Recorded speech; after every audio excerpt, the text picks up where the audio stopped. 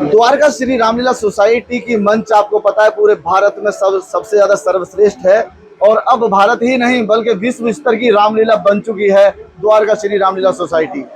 और इस द्वारका श्री रामलीला सोसाइटी की मंच की जो कलाकार हैं, जो महत्वपूर्ण कलाकार हमें जिन्हें कहें, सीता माता का जो यहाँ पर रोल अदा कर रही हैं, वो हमारे साथ खड़ी हुई है। उनसे हम बात करते हैं सीता जी को लेकर कि क्या अभिनय है उनका और सीता जी जैसी बनने के लिए महिलाओं को क्या करना चाहिए। जय श्री राम। जय श्री राम। तो आप सीता जी का यहाँ पर रोल अदा कर रहे हैं और आपने ठीक से रामायण भी पढ़ी होगी जी। और आज भारत की महिलाओं को आप बताइए कि सीता जी के आचरणों पर चलने के लिए क्या करना चाहिए। जी, जैसे आप सब जानते हैं, सीता जी पतिव्रत धर्म का पूरा पालन करती थी। उन्होंने किसी पुरुष को अपने आसपास नहीं भटकने दिया और वो केवल और केवल उनके जो मुंह पे है सिर्फ श्री राम का नाम था। आजकल हम देख रहे हैं कि ऐसा नहीं है, लोग अपने पतिव्रत धर्म को इतना नहीं मान रहे हैं। तो हमारी रामलीला यही एक माध्यम है जो लोगों को समझाती है कि हम जो पहले के ज़माने में हमारा जितने भी वो रहे हैं अस्तित्व था वो हम रामलीला के माध्यम से दिखाते हैं और इससे काफ़ी लोग सीखते हैं। मैं खुद सीखती हूँ। मुझे काफ़ी सारी चीज़ें रामलीला के बारे में, छोटे छोटे पोर्शन जो मुझे नहीं पता थे, वो मुझे रामलीला में आके पता चले हैं। पिछले साल मैंने वेदवती का किरदार निभाया था, तो मुझे किरदार निभाने से पहले नहीं पता था कि वेदवती कौन है, पर अब मैं रामलीला को काफ़ी अच्छे तरह से जान रही हूँ।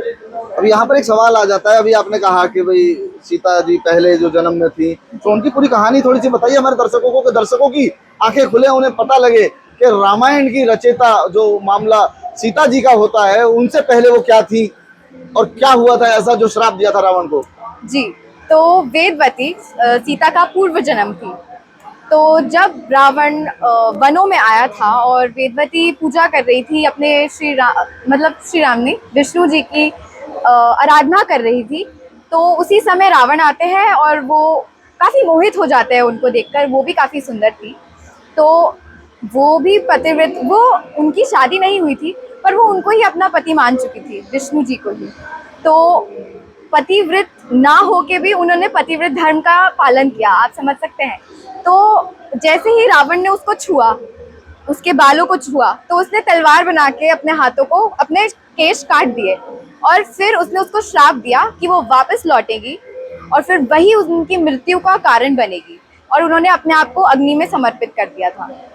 आज आपके सामने सीता बनी कलाकार ये बिटिया इतनी बड़ी बात आप लोगों को समझा रही है इस मंच से कि महिलाओं को अपने संस्कार कैसे बचाने चाहिए, अपने परिवार को कैसे चलाना चाहिए, माता बहन जेठ देवर इन सब को कैसे करना चाहिए, क्योंकि एक महिला ही ऐसी होती है जो अपने घर में भी 10 रिश्तों में जुड़ी होती है और जब पराए घर जाती है तो 50 रिश्तों में जुड़ जाती है। तो महिलाओं के लिए सबसे बड़ी ज़रूरत है आज सीता माता का रूप लेना, ताकि परिवार खुशहाल रह सके और संस्कार मिल सके। कैमरा पर्सन राजेंद्र सिंह यादव के साथ ओमपाल प्रसाद, GNN न्यूज़, दिल्ली।